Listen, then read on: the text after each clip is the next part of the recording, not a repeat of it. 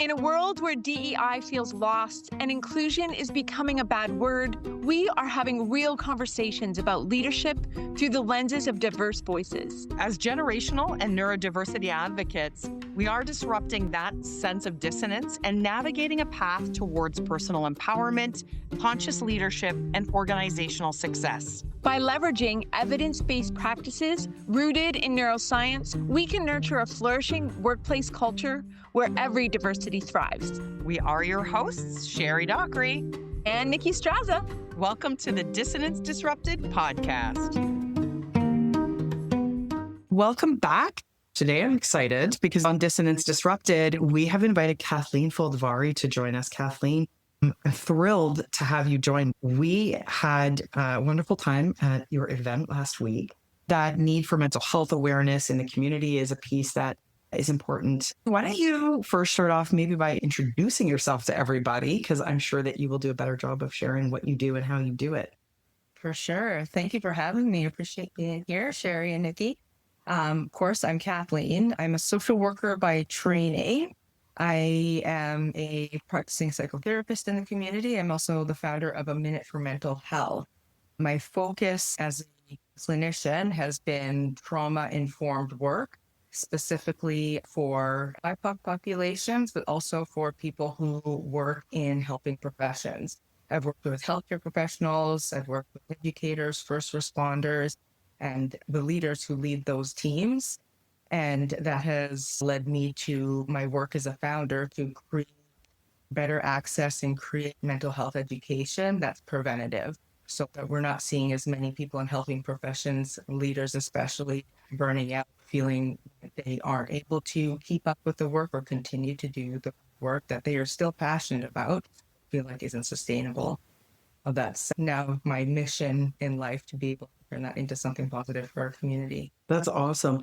And I know that you come with the experience around this because we met originally was through your role with a healthcare organization, and you were specifically doing wellness for the healthcare organization. So you have that experience coming from being right out there in the trenches, and then also being a founder, which is, it's a different set of skills needed, but also brings a lot of the same challenges in the workplace that you might have experienced and that somebody else might experience into your own practice as well, no doubt. Absolutely.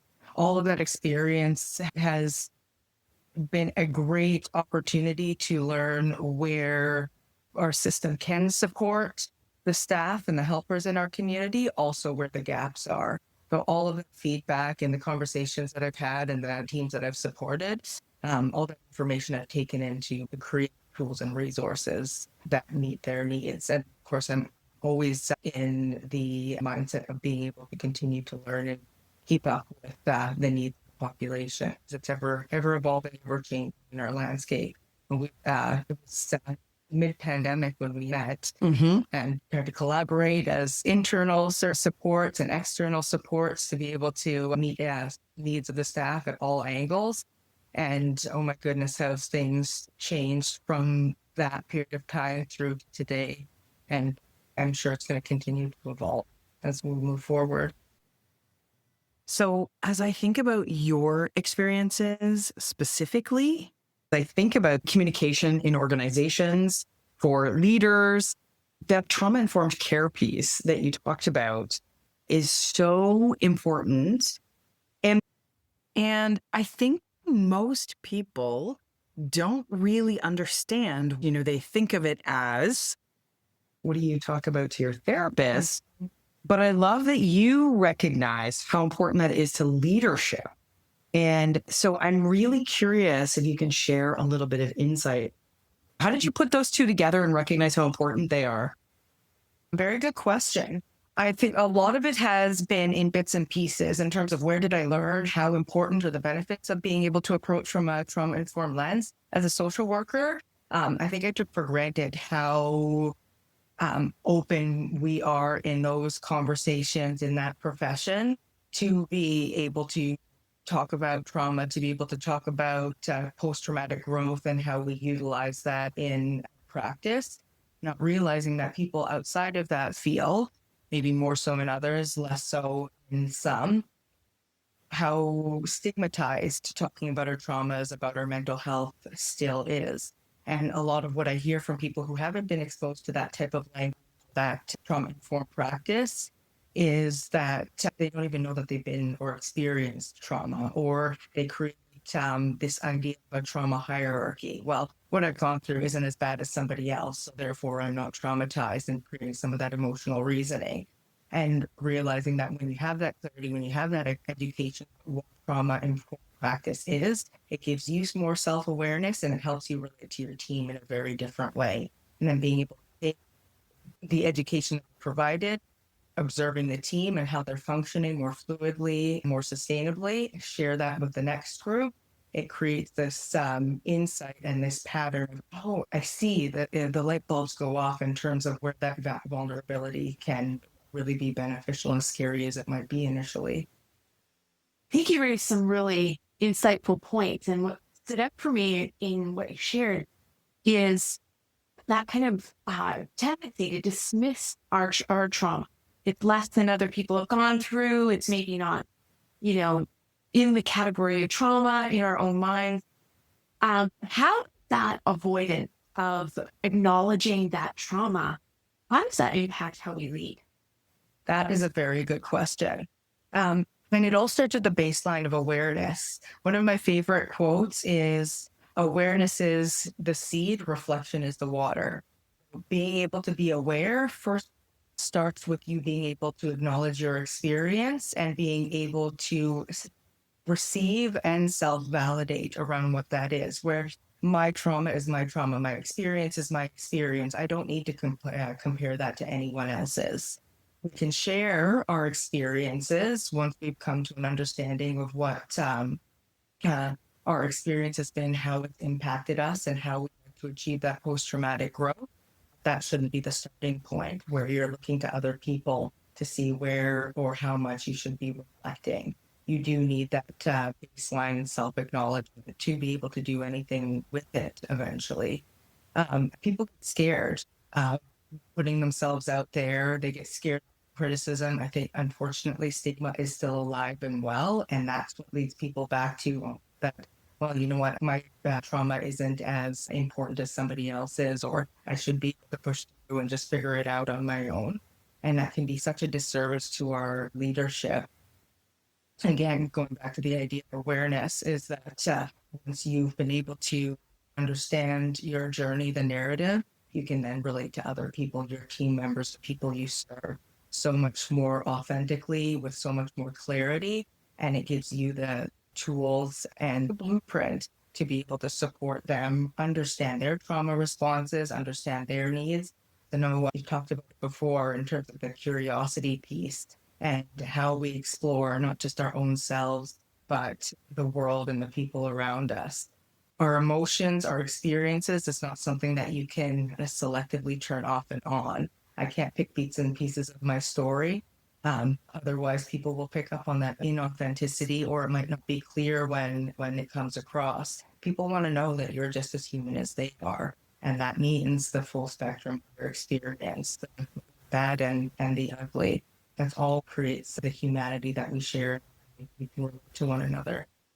So it's really good reflection when you think about the fact that as leaders, we tend to feel like we have to have it all together for everyone else, right? We think that that's what our team wants. Mm-hmm. We need to be in control and, keep calm and carry on in the face of every crisis, regardless of what turmoil we're going through personally. And I think that sort of shift to, can we reflect about what trauma actually does? How is it showing up? And I know for myself, and this is kind of I'm about to dismiss this level of trauma as I'm talking. So I'm recognizing that. There's some self-awareness. There's some self-awareness.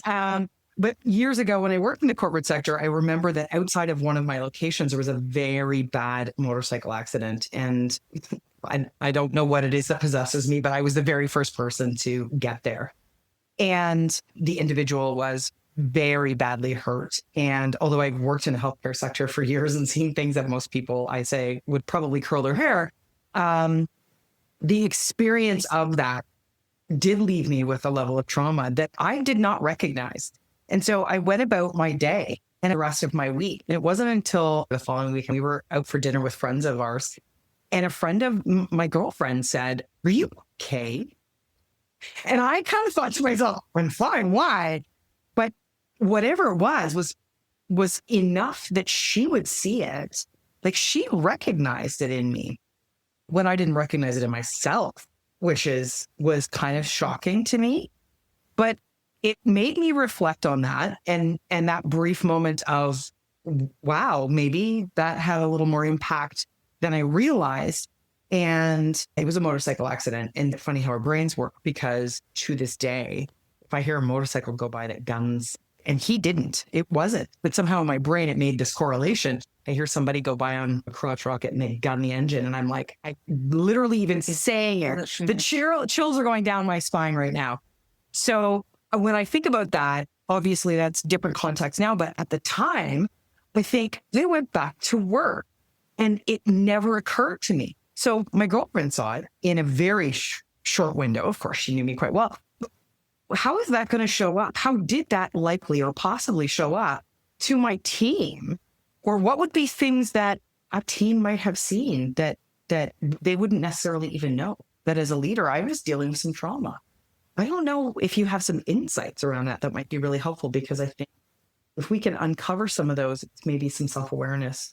For sure. Yeah. And the example that you've shared in your own life and your own experience is actually very common. I hear that a lot, where somebody's been exposed to a form of trauma, and it's almost like they default back to that autopilot. I've got to push through. I'm okay. And they convince themselves that they're okay until it's starting to manifest through their body and their reactions, where physically maybe their immune system is taxed and they're getting sick more often. Their fatigue sets in, foggy brain, all those different kind of things, especially when you factor in other neurodivergence, for example, and the ADHD brain freeze. You're getting brain zaps and you don't know why until somebody can stop you in your tracks. And it's almost like that's a glass shatter moment when somebody calls you out on it or is noticing things you haven't noticed before. It gives you permission to say, whoa, what's going on here? To take a step back and retrace your steps as to how long you've been feeling this way and what your mind and your body might need and what to pay attention to. I don't think there's one single answer as to why that happens for people, leaders in particular, but I do think it has something to do with what you just mentioned, that idea of that like expectation of having it all figured out. And we don't realize how much that wires us to do just that, and how that actually takes away from our self-awareness to be in tune with what we need. Mm-hmm. And that's why I think this work is so important and this conversation is so important, so that we can help attune people to those signs and symptoms. And so that when we are needing our support system and people being things out that they're noticing with us, changes in our facial expressions, our body language, and how we're coming across, that we're not taking it as a negative, as a failure, as a, oh my goodness, I must not be a good leader, there's something wrong with me, but rather taking it as a gift. Thank goodness I have people who know my true self and can tell when I'm not myself, and who feel comfortable enough to point that out to me. That shows a sign of care, and that shows a sign of leadership, that you've created that community of support and people being attuned to each other. We need that. We're social creatures for a reason. We're not meant to do this all by ourselves, and there's not meant to be that one person on the team who has it all figured out, never gets affected by anything. We talk about the lateral or the horizontal leadership, where we are all humans with our own skills and our gifts and our talents to offer. And we can't achieve that if we're putting ourselves on these pedestals of expectation, and then without being able to challenge the idea of stepping off of it or giving other people a chance to show leadership in other ways. I saw a quote that came across my social media earlier today, and it said, "Be the leader that makes it really hard to tell who the leader is in the room, where everybody has that strength and has that trust in themselves, the confidence to be able to leadership skills, show leadership in some way based on their talents, and giving other people opportunity by just being your human self, being imperfect, having days where you struggle more than others, having days where you do feel really confident, and being able to model what it looks like to reach out for support and help. That's one thing that I noticed, especially in the healthcare system, where leaders were focused on getting their team support, their staff support. Meanwhile, the staff are thinking, oh my goodness, I'm worried about my leader. Are they okay? Yeah. And what they're looking for is someone to give them permission through modeling. Yes, I'm a leader. I'm also human. I also struggle with trauma, mental health. I have a certain capacity for stress, and I'm taking care of myself. And again, giving other people permission to do that for them too. Really strikes me out of what you're saying, and I so agree with that in a foundation of that relational tone in the work that we do.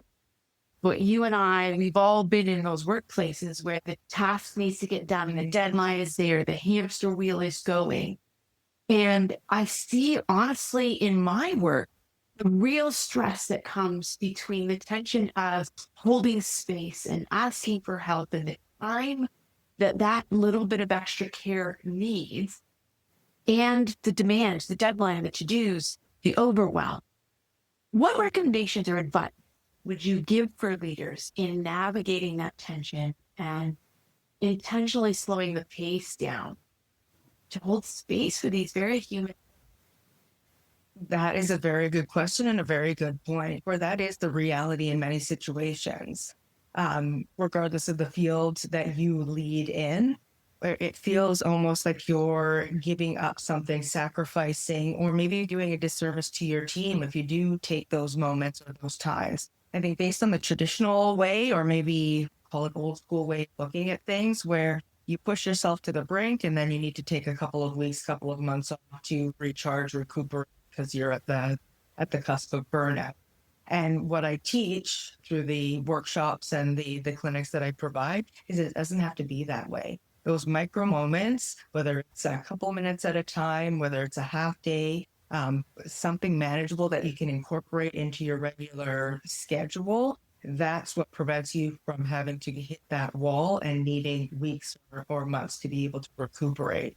And what you gain by dedicating a couple of minutes, an hour, a half day on a regular basis in a consistent and meaningful way is the long-term continuity of what you're being able to do, let alone the other impacts, what we've talked about, the modeling, be human, giving other people permission to take care of themselves.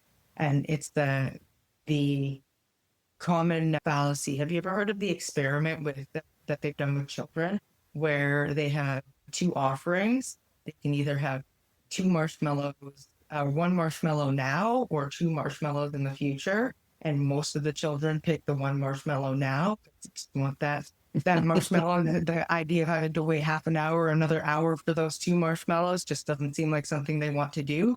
I don't believe that we're too far removed from our childlike selves in some sense. Maybe we might have a different relationship with one versus two marshmallows, but the equivalent in the workplace of, okay, if I can just get this task done now, if I can just finish this project, if I can just do this one more meeting, then I'll take a break later. And then something else gets added to your to-do list. It just keeps getting longer. And that time that you promised yourself to rest and recuperate never comes. And that's why we need to be able to create that consistency, that sustainability, where we are striving for those two marshmallows, in the sense that's the end goal or the benefit in the long run of having that sustainable work that you can feel about, that you don't, you're not risking burnout for. If that makes sense. Mm-hmm. Yeah. I feel like that's a great name for a podcast. If you ever decide you're having one, two marshmallows. So you mentioned this already, and I kind of wanted to tie all this in because I think we could talk about this forever, but a couple of the things that we talk about specifically is obviously neurodiversity and generational diversity. And so I'm a little bit curious, if you're reflecting on that, how did those two things show up in that trauma-informed approach? And especially for leaders, I mean, you've got maybe a leader could be a boomer or they could be a Gen Xer, right? And maybe they're also ADHD. And there's always layers. And I think that's one of the things we talk about is really honoring the fact that there's many, many layers. But how do you see that intersection between those kinds of diversities and the trauma-informed piece? Because I think that that's a really key angle for a lot of people who tend to listen to us. Definitely. I think that is a very important, also complex question because I see so many layers. Maybe Nicki could speak to the generational piece of things where when we think about generational trauma, what generationally we've been exposed to and how we've been taught or the permissions we've had to be able to explore support, treatment, depending on how been impacted by it is different. And that's going to create a difference in how we lead. What's processed, what's unprocessed, what are the things that we've been hiding away or not talking about that are now coming out in our behaviors or reactions or responses to things. One example is a leader that I was working with who lived through abuse and neglect in their childhood, something that they had not talked about outside of the childhood now that they're in their 40s, 50s of an experience. And the feedback that they received, which led them to me, was from their staff that said, I believe my boss is just too controlling. I don't want to stay in this department or I don't want to stay in that space because I can't handle the micromanagement. And obviously the leader took it very personally. Like, that's not my goal to be controlling or micromanaging. I wasn't even aware that I was doing this. And then as we're going back through the layers where those, first the perception and where those behaviors are coming from, of course, flip it back to all of those child experiences through early adulthood into their leadership. Thank goodness for different opportunities for self-awareness, self-reflection. It's a whole other conversation for another day in terms of how we structure those surveys and how we engage people in the reflection and feedback. But I think is an example of the stuff that we carry with us. And until we're presented with an opportunity to change, it's going to stay there and it's going to come out in our practices, well intended as we might be. And being able to engage them in a focus group and sit in on their staff meetings to help people understand and illuminate these behaviors creates such an opportunity to use those challenges for further growth and trust building. Because conflict isn't a bad thing. We're not meant to be perfect people or perfect leaders. There's no such thing. And sometimes that is a wonderful opportunity to improve and seek out professional and personal development opportunities that we might not have otherwise sought out. And again, it creates a very human atmosphere within the team that you are leading to say, I didn't realize that what I was doing was coming across as controlling. Thank you so much for bringing that to my attention. Here is what I've taken from what you shared with me, and here's what I to do together. Here's what I'll do on my own. Of course, it doesn't mean that we need to trauma dump all over everybody. Explain why we might be more reactive or why we might be more controlling. But again, to receive that feedback with humility rather than feel like it's a challenge or a slight or taking it personally. Because trauma isn't our fault. It's what we've experienced. It's how our nervous system is internalized and been impacted by it. We don't necessarily have control over any of that. But we do have control over how we receive the information, how we continue to self-reflect, and how we continue to shift those behaviors for the betterment of ourselves and the betterment of our team. Mm-hmm. And the more understanding that you have of yourself and others, your team of you and you of your team, the more that you can coordinate your strengths, your challenges, and support each other together. Yeah, I think that's a really valuable insight. I know that when we reflect on what traumas we're at higher risk for depending on who we are, right? So someone who is ADHD, for example, someone who's neurodivergent, there's a lot of those that come from things like the feedback that's provided through childhood and growth.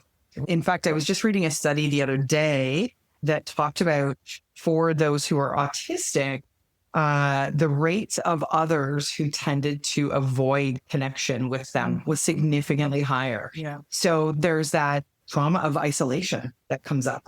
And, those might seem like very personal pieces, but I've always said that who you are in your personal life is who you are in your work life. You can try and hide it, but it leaks through. Yeah. It can come shining through or it can come leaking through. I do think that recognizing that those kinds of very specific levels of trauma genuinely affect how we engage with people.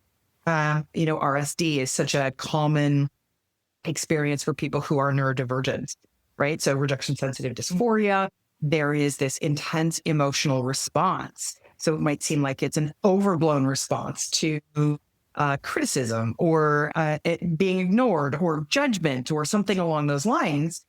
And so what does that look like? As a leader, if I'm offended by something, am I aware that that's my own internal interpretation, but that's not the reality on the outside? Do I have the wherewithal to check that and be able to reflect on that? Do that reflective, okay, where is this coming from? Right, I recognize this. And there's so many other instances where we might see that showing up. But as leaders, we don't take that time to think back to what are the things that trigger me? What are the things that cause me discomfort? What are the things that upset me? What are the things that make me angry? What are your pet peeves? And for neurodivergence specifically, and I'm going to check in with Nicki in a second because I want to talk about the generational piece, but for neurodivergence especially, we live very values-based. And those are ones that tend to be rooted in things like justice. And so you can see how in those kinds of environments that can become very elevated very quickly. So yeah, I think those are really good insights. I want to ask Nicki, what do you think when you think about trauma and how do you relate those in the generations, do you think? Well, I think there is such a distinct difference in how different generations approach the idea of trauma. Older generations were steeped in that kind of stoic mentality of you pick up your bootstraps and you keep going, right? Yeah. Like you don't have time for feelings because you're going to get stuck and then you're going to be dead. And, coming out of post-war, that's understandable. And there's also some real complication of stuffing and not actually seeing and holding with tenderness that very real pain that you experience. And sometimes, we as humans are so very skilled at performing in a function, which really impacts authenticity. And what I'm seeing across the generations is that our younger generations have kind of swung that emotional intelligence pendulum, and there's different emotional intelligence skills that they are very keen on, which is that authenticity, that transparency, that being able to disclose that I navigate ADHD in my life. Yeah. Well, that older generation, you just didn't do that because you got fired. You just didn't do that because you were publicly shamed. You just didn't do that because you were less than. Yeah. And yet younger generations see the value of that, see the humanity in that, see how that actually helps us form connection. And some of the complexity is that growth that you said, that post-traumatic growth is a struggle for them because sometimes they get stuck in that victimhood. They get stuck in that trauma. And so this is where the generational perspectives become so valuable because we need some of that. We can get through this and this doesn't have to define us. Insight from the stoic and that stoic mentality. And we need that ability to hold space for authenticity and transparency and struggle that our younger generations. So we really need all generations bringing their insights to the table on it, which is a really complicating factor. I think that's why I have a job, right? Because we're struggling. I think that's why we all have a job. Touche. And A lot of work to do. really, I think what I'm really coming aware of in this conversation is the assumption that I don't have trauma and you. And I heard someone the other day invite those who are listening not just to be trauma informed, but to take the position of trauma assumed. And I love your take on that, because their kind of idea was this is don't assume everybody's fine and there are some people with trauma. But instead, take the position that most people probably have trauma. Yeah. And what is your take on that? I am of two minds of that on that topic when it comes to trauma informed, trauma assumed. If you had asked me 5 years ago, I might have had a different answer for you. Short of it today, I believe that is the safer approach. When it comes to assuming, not that you're trying to guess at what kind of trauma people have experienced, whether it's acute trauma, generational trauma, or racial trauma, or any of those themes, but more that it orients our brains to empathy and orients our brains to that idea or the metaphor of the iceberg, where there's so much believed beneath the surface that you can't just assume that what a person says, how they're coming across, how they're engaging is a result of that conversation in a vacuum. What happened to them that day, what happened the day before, and the years leading up to it have all informed who they are. It's important to them, like you said, the values and how they're coming across, what their strengths are, what their struggles are, insecurities, and otherwise. And when we assume or create a baseline of trauma or assume that everybody's got trauma, I read that as we are assuming that everybody's human, that they've been through something that has informed who they are today. We might not know what that is. We might never know what that is, but it is okay to address people, approach conversations, connect with people with compassion. And I think that's a beautiful thing. And I think that's a positive direction to head, especially in leadership, especially when it comes to organizations who have really strict HR practices that can often get lost when you're trying to be as by the book as you can. It doesn't leave a lot of room to understand what's beneath the iceberg for staff and individuals. But what's beneath the iceberg can help you help them contribute to the organization in such a meaningful way, rather than potentially having to go with people who are actually really positive and benefit to your company because structure or of insight as to how to support them. You might never have the opportunity for them to contribute in the way that they might have been able to if you were able to take a look at their responses, their support needs, and give them a platform to be a human in those conversations. You know, as you're talking about that, it really helps, I think, to think about for leaders, what do we do with this? Because I recognize, and this comes up in many of our conversations, the stuff that we talk about, there are those leaders out there who are like, oh, okay, this is fluffy stuff and doesn't pertain to me. And I think the real kind of crux of what it is that we want out of the conversations we have is how do we, make this something that stands up as, no, this doesn't apply to you and every one of you. And it's not about fluffy stuff, right? This isn't this woke culture stuff. These are the humans who work for you. Mm-hmm. So, as we're wrapping up and we're thinking, okay, now what do I do with this great information? What do you think is the way that we can get that message through, that this trauma piece is really key for leaders, for employers, for teams to be thinking about how do they incorporate this in, or how do they respect this in dealing with their colleagues, peers, staff? Mm-hmm.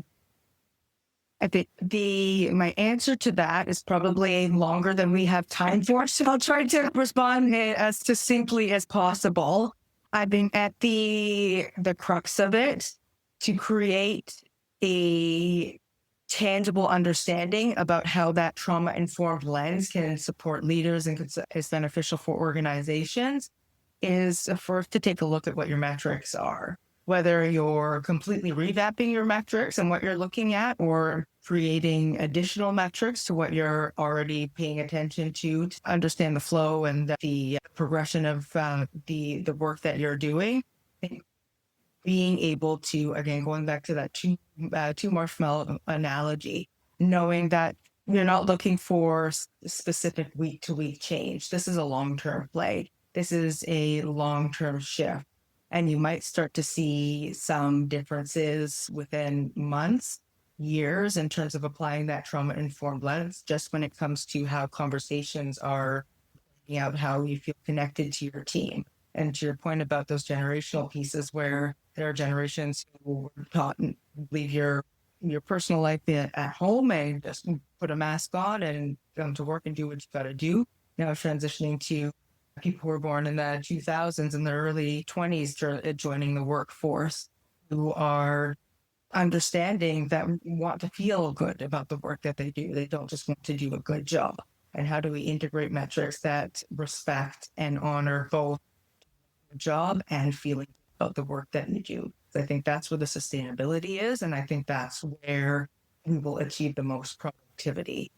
We'll reduce burnout, and we will help create engaged staff members, engaged teams that can feel excited, contributing to not just the work and their role within the confines of the job description that they've been provided, but actually want to contribute to the mission, vision, values of the greater organization, where they can feel heard, they can feel supported, and it doesn't feel like they're going above and beyond or being asked to push further outside of their job description. It feels like it's a community of people supporting people. Going back to your question in terms of how do you make it tangible, I think being able to address the culture survey work, does that look like? What metrics are you measuring?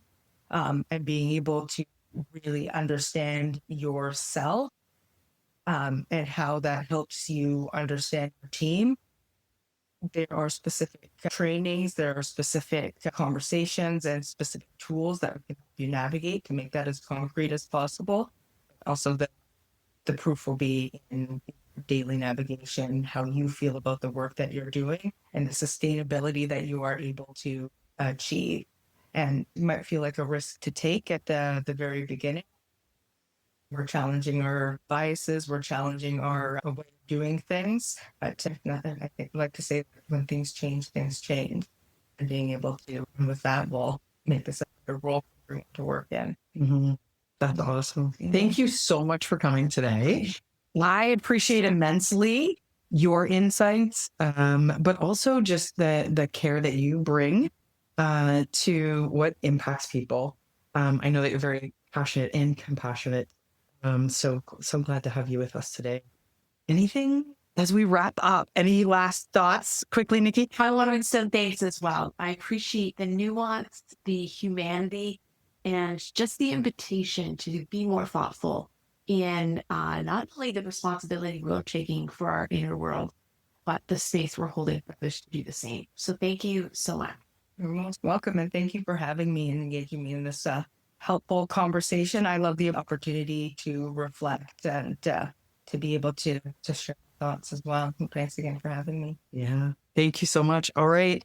That's it for us for today. But we will look forward to having Kathleen join us again, I'm sure, someday in the future. Thanks for joining us on the Dissonance Disrupted podcast. We believe conversations don't end here, they begin here. If today sparked something for you, please take the time to like, subscribe, and share this episode with your network. And if you want to connect with us about today's show, we would love to hear from you. Visit us at www.dissonancedisrupted.ca for show notes, contact information, and more. Be sure to bring your coffee and join us next time on the Dissonance Disrupted podcast. Chat soon. Dissonance Disrupted is a collaborative podcast created and hosted by Nicki Straza of Straza Solutions and Sherri Dockery of Mindwave Co. and administrative support by Shaylin Wilson.